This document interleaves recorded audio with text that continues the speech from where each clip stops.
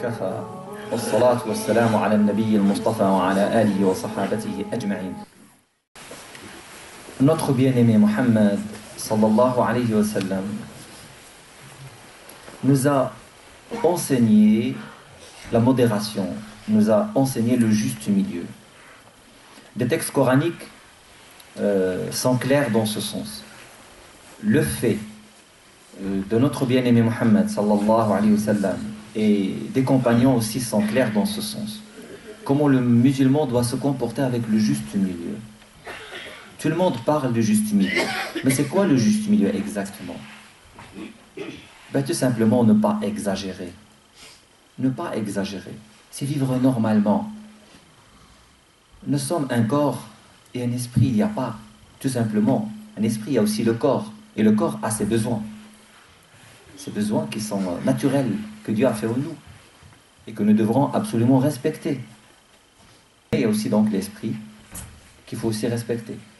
Qui va dans le sens, bien sûr, de l'amour du Seigneur, du Créateur. Le prophète Mohammed sallallahu alayhi wa sallam dit dans un hadith: mettez-vous en garde à l'extrémisme, à l'exagération. Mettez-vous en garde à l'exagération. Mettez-vous en garde à l'exagération. Armez-vous contre l'exagération. Voilà la recommandation prophétique. Armez-vous, soyez tous ensemble contre l'exagération. Parce que l'exagération fait des dégâts terribles. Regardez ce que nous vivons, ce que nous avons vécu dernièrement. Nous vivons vraiment des atrocités graves qu'une personne, au nom d'une religion, au nom de l'islam, tue des enfants, tue des femmes, tue des gens, des voyageurs, tue même des animaux. C'est grave. Au nom de la religion, au nom de l'amour du Seigneur, la personne commis des actes abominables. Donc c'est quelque chose qui est intolérable. De notre devoir alors dire que ces fléaux, ce ne sont pas nouveaux. Ce n'est pas récent. À l'époque de Ali ibn Abi Talib, il y avait des kharijites qui adoraient Dieu d'une façon, comment dirais-je, extraordinaire. Donc ils pouvaient prier toute la nuit, ils récitaient le Coran toute la journée, ils jeûnaient presque toute l'année. Mais pourtant, donc, leur adoration n'a pas de sens. Le prophète disait, sallallahu alayhi wa sallam, leur lecture ne dépasse pas leur gorge. Ça veut dire qu'il n'atteint pas leur cœur. L'essence de l'adoration ne touche pas leur cœur. Et c'est pourquoi donc, ils ont commis des atrocités. Ils ont tué des compagnons. Et ça, c'est à l'époque du prophète sallallahu alayhi wa sallam, juste après Mohammed sallallahu alayhi wa sallam. Donc ce n'est pas nouveau ce qu'on est en train de vivre actuellement. Le prophète alayhi salatu wa sallam, quand il a envoyé Mu'ad ibn Jabal et Abu Moussa al-Ash'ari au Yémen, il leur a vraiment bien prescrit une recette claire et qui illustre l'essence de la religion musulmane en leur disant yassira wa la tu'assira, cherchez la facilité et non la difficulté. La facilité et non la difficulté. Et à chaque fois le prophète sallam devait choisir entre deux choses, il choisit le plus facile. C'est magnifique quand même. À chaque fois il devrait choisir entre deux choses et cherche le plus facile. Alors au contraire, lorsqu'une personne cherche que la difficulté, que les pénibilités, ça veut dire qu'il n'a pas compris l'islam. Il n'a pas compris la miséricorde de l'islam et la miséricorde de Muhammad sallallahu alayhi wa sallam. Yassira wa la tu'assira, bashira wa la tunaffira. Bashira wa la tunaffira. Vous n'avez pas à effrayer les gens. Vous n'avez pas à effrayer les gens. Plutôt, c'est essayer tout simplement de les ramener dans la douceur et dans la tendresse vers l'amour de Dieu. Dans la crainte et dans la peur, ça ce n'est pas l'islam. Et puis, attention, la discorde. Attention à la division. Restez unis, restez ensemble. Regardez les divisions qui existent dans la communauté musulmane, dans le monde entier. C'est grave ce qu'on est en train de vivre quand même. Lorsque des personnes qui sont prêtes à excommunier, donc dans l'excommunication de l'ensemble des musulmans qui ne partagent pas leurs opinions, c'est grave. Tu ne partages pas mes opinions, tu es un kafir, tu es un mécréant. Et en plus, il est prêt à te tuer. Il est prêt à t'éliminer. Parce que tout simplement, tu ne partages pas son opinion. C'est affreux, ce qu'on est en train de vivre. Alors que Dieu nous a créés dans la différence. Dieu nous a créés pour vivre l'entente, il faut respecter la vie de l'autre. Peu importe sa croyance, peu importe ses idéologies, peu importe sa pensée. L'essentiel qui est le respect, il y a le hiwar, il y a le débat. Le débat dans le respect. Mais lorsque par l'agressivité, par l'extrémisme, par le fanatisme, j'essaie de dominer, ce n'est pas l'école de l'islam ni l'école du prophète Mohammed alayhi salatu wassalam. ليست هذه مدرسة نبينا محمد عليه الصلاة والتسليم. هو الذي أنزل عليك الكتاب منه آيات محكمات هن أم الكتاب وأخر متشابهات فأما الذين في قلوبهم زيغ فيتبعون ما تشابه منه ابتغاء الفتنة وابتغاء تاويله وما يعلم تاويله إلا الله والراسخون في العلم يقولون آمنا به كل من عند ربنا وما يذكر إلا أولو الألباب وما يذكر إلا أولو الألباب منه آيات محكمات. Dans le Coran al-Karim, il y a des versets sans équivoque. Sans équivoque. Il y en a d'autres au contraire qui peuvent supporter plusieurs interprétations.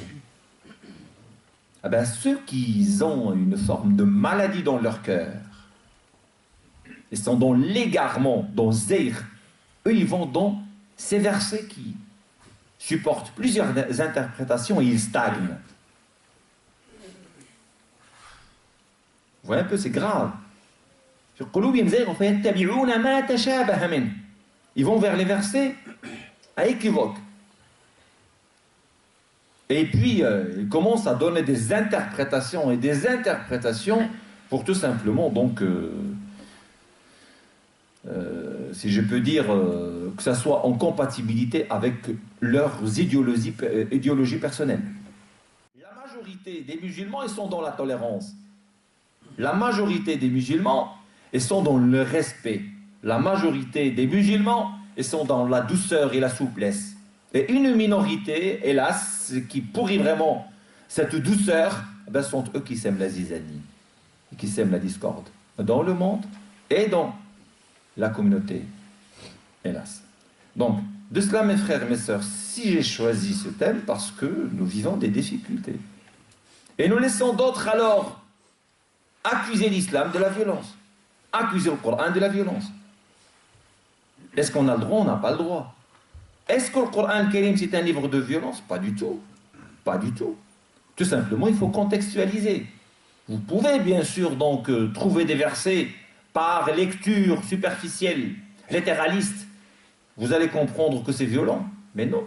Ils étaient bien liés à un cadre bien précis, à un contexte bien précis qu'on ne peut bien sûr donc généraliser. Et seuls ceux qui sont doués d'intelligence, les savants, les érudits qui peuvent vraiment définir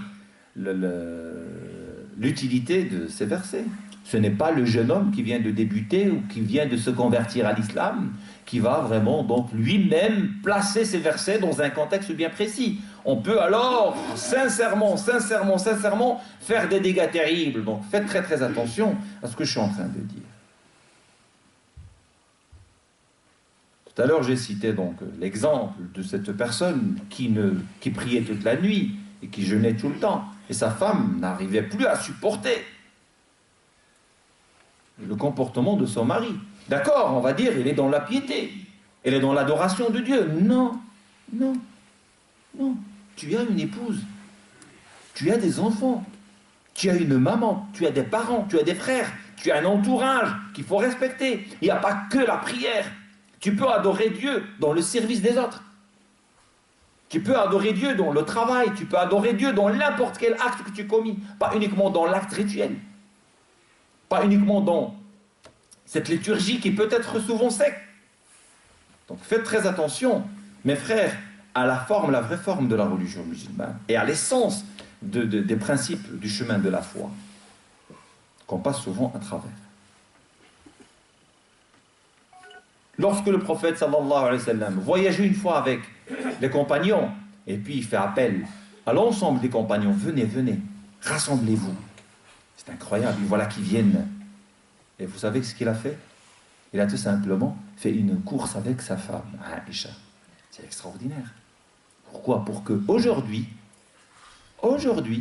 15 siècles après, nous citons cette citation pour dire voilà notre bien-aimé Muhammad sallallahu alayhi wa sallam.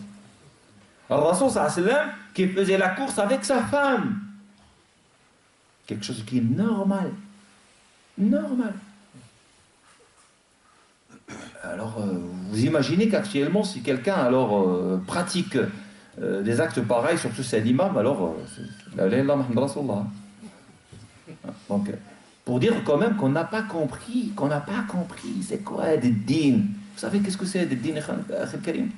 C'est lorsque tu es bien avec tes enfants, tu es bien avec ton épouse, tu es bien avec ta maman, tu es bien avec ton entourage, tu es bien avec un musulman, avec un non-musulman, tu es bien dans ton travail, tu sers, tu es dans le service, dans l'utilité, dans la création, dans l'innovation correcte.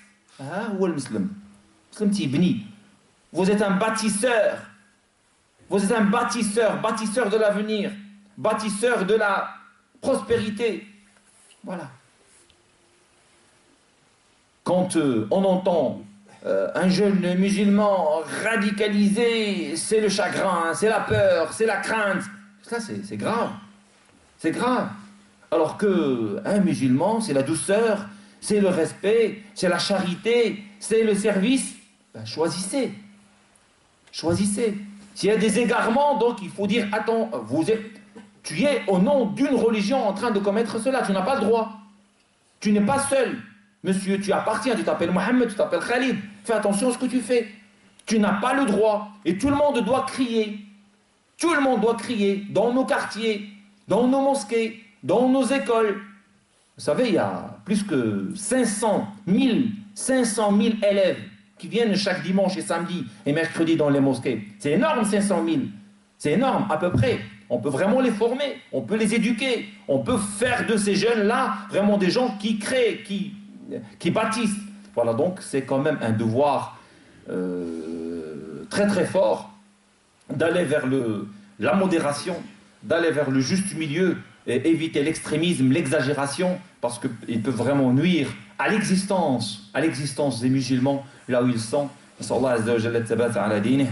اللهم ارحمنا برحمتك يا رب العالمين واغفر ذنبنا وتب علينا إنك أنت التواب الرحيم. اللهم اجبر كسرنا يا حي يا قيوم. اللهم اهدنا سبل الرشاد يا رب إنا